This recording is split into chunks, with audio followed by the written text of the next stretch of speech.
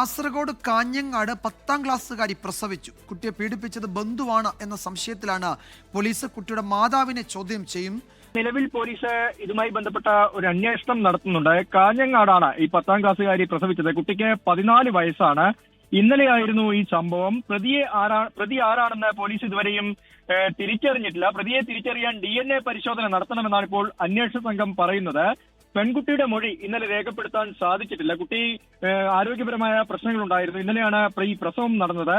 കുട്ടിയുടെ മാതാവിനെ ഇന്നലെ ചോദ്യം ചെയ്തിരുന്നു. ഇന്ന് വീണ്ടും മാതാവിനെ ചോദ്യം ചെയ്യാനുള്ള ഒരു തീരുമാനമാണ് പോലീസ് എടുത്തിട്ടുള്ളത്. കുട്ടിയുടെ മൊഴിയും രേഖപ്പെടുത്തും. ആരാണ് പീഡിപ്പിച്ചത് എന്ന കാര്യത്തിൽ പോലീസിനൊരു വ്യക്തത വേണം. അതിന് കുട്ടിയുടെ മൊഴി ഉണ്ടായാൽ മാത്രമേ ഒരു കൃത്യത ഉണ്ടാവൂ എന്നാണ് പോലീസ് പറയുന്നത്. നിലവിൽ ബന്ധുവാണ് പീഡിപ്പിച്ചത് എന്നൊരു സംശയത്തിലാണ് അന്വേഷണ സംഘമുള്ളത്. ഇത് ആരുടെയൊക്കെ സഹായം ഉണ്ടായിരുന്നു, വീട്ടുകാരുടെ സഹായം ഉണ്ടായിരുന്നു എന്ന കാര്യങ്ങളൊക്കെ തന്നെ പോലീസ് പരിശോധിക്കുന്നുണ്ട്. എന്തായാലും പെൺകുട്ടിയുടെ മൊഴി രേഖപ്പെടുത്തുന്നതോടെ ഇതിലൊരു വ്യക്തത വരുമെന്നാണ് അന്വേഷണ സംഘം പറയുന്നത്.